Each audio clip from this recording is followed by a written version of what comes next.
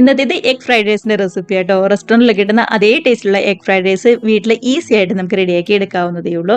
അപ്പോൾ ഒന്ന് രണ്ട് കാര്യങ്ങളൊക്കെ ഒന്ന് ശ്രദ്ധിച്ചു കഴിഞ്ഞാൽ ദാ ഇതേപോലെ നല്ല പെർഫെക്റ്റ് ആയിട്ട് ഒട്ടും തന്നെ കുഴഞ്ഞൊന്നും പോവാതെ അടിപൊളിയായിട്ട് തന്നെ നമുക്ക് കിട്ടും.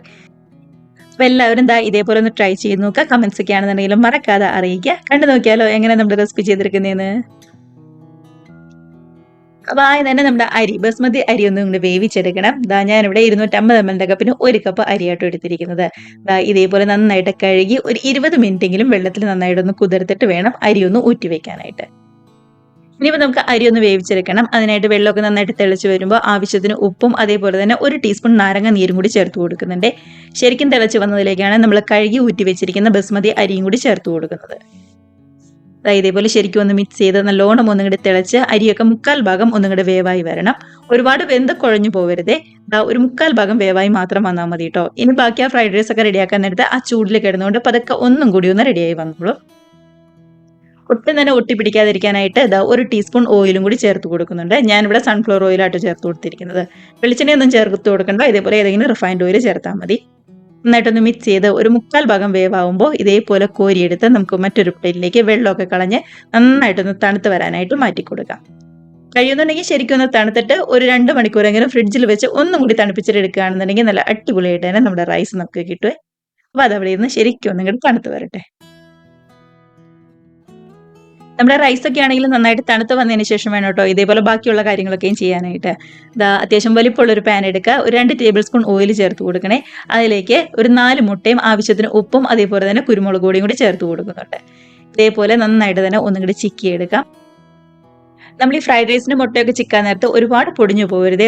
ഈ ഒരു വലിപ്പത്തിലെങ്കിലും നമുക്ക് കിട്ടണേ. ആ കാര്യം പ്രത്യേകം ഒന്ന് ശ്രദ്ധിക്കണം കേട്ടോ. റെഡി ആയിട്ട് വന്ന നമ്മുടെ മുട്ട മറ്റൊരു പ്ലേറ്റിലേക്ക് മാറ്റി കൊടുക്കാം. ഇതുപോലെ നമുക്ക് കിട്ടിയിട്ടുണ്ട്.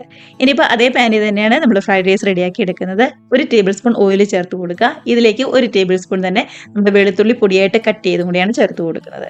അത്യാവശ്യം വലിപ്പമുള്ള ഒരു 5-6 വെളുത്തുള്ളി ആട്ടോ ഞാൻ എടുത്തിരിക്കുന്നത്. ചെറുതാണെന്നുണ്ടെങ്കിൽ കുറച്ചും കൂടി എടുക്കാം. വെളുത്തുള്ളിയുടെ ടേസ്റ്റ് കുറച്ചും കൂടി ഒന്ന് മുന്നിട്ട് നിൽക്കണേ. ഇഞ്ചിയൊന്നും വേറെ ചേർത്ത് കൊടുക്കുന്നില്ല. പച്ചമുളകൊക്കെ ഒന്ന് മാറി വരുമ്പോൾ ഒരു ചെറിയൊരു സവാളയുടെ പകുതി മാത്രം ഇതേപോലെ തീരെ കനം കുറച്ച് കട്ട് ചെയ്തും കൂടി ചേർത്ത് കൊടുക്കുന്നുണ്ട്. പച്ചമുളക് നന്നായിട്ട് മാറി വന്നതിലേക്കാണ് നമ്മൾ കട്ട് ചെയ്ത് വെച്ചിരിക്കുന്ന ക്യാരറ്റ്, ക്യാബേജ് അതേപോലെ തന്നെ ക്യാപ്സിക്കം കൂടി ചേർത്ത് കൊടുക്കുന്നത്. ഞാനിവിടെ നീളത്തിൽ ഇതേപോലെ തീരെ കനം കുറച്ചിട്ടാണ് അരിഞ്ഞിരിക്കുന്നത്. ഇങ്ങനെ ചെയ്യുമ്പോൾ കാണാനായിട്ട് ഒരു പ്രത്യേക ഭംഗി ഉണ്ടാവും. അതുകൊണ്ടാണ് നമ്മൾ അരിഞ്ഞെടുക്കുമ്പോൾ ക്യാരറ്റിൻ്റെയും അതേപോലെ തന്നെ ക്യാപ്സിക്കത്തിൻ്റെ ഒന്നും വലിപ്പം ഒരുപാട് കൂടി പോവാതെ പ്രത്യേകം ശ്രദ്ധിക്കണം. ആവശ്യത്തിന് ഉപ്പും കൂടി ചേർത്ത് കൊടുത്ത് നന്നായിട്ട് തന്നെ ഒന്നും കൂടി ചൂട് കയറി വന്നാൽ മാത്രം മതിയാവും. ഒരുപാട് വെന്ത് കുഴഞ്ഞൊന്നും പോകണ്ട. ഇതേപോലെ ശരിക്കും ഒന്നും കൂടി ചൂട് കയറി വരുമ്പോൾ നമ്മൾ വേവിച്ച് തണുപ്പിച്ച് മാറ്റി വെച്ചിരിക്കുന്ന അരിയും കൂടി ചേർത്ത് കൊടുക്കുന്നുണ്ട്.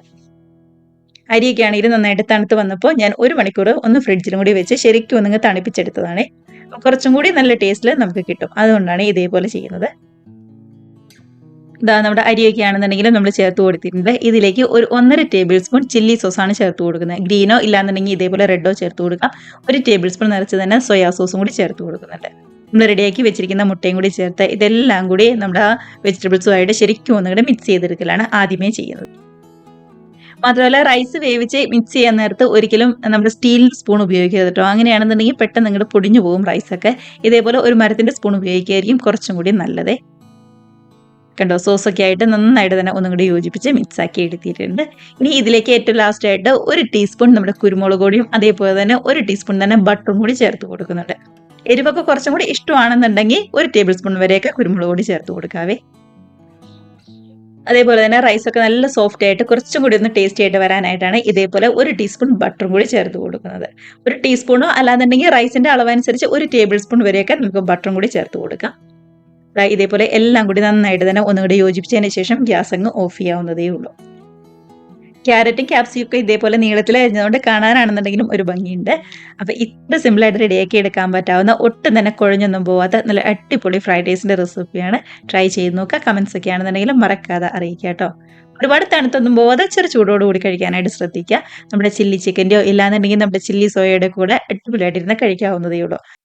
മാത്രമല്ല വീഡിയോ റെസിപ്പി ഒക്കെ ഇഷ്ടമായിട്ടുണ്ടെങ്കിൽ ഒന്ന് ലൈക്ക് അടിച്ച് ഷെയറും കൂടി ചെയ്യാനും ആദ്യമായിട്ട് നമ്മുടെ ചാനൽ ആരെങ്കിലും കാണുന്നവരുണ്ടെങ്കിൽ ഒന്ന് സബ്സ്ക്രൈബ് കൂടി ചെയ്യാനായിട്ട് മറക്കല്ലേ.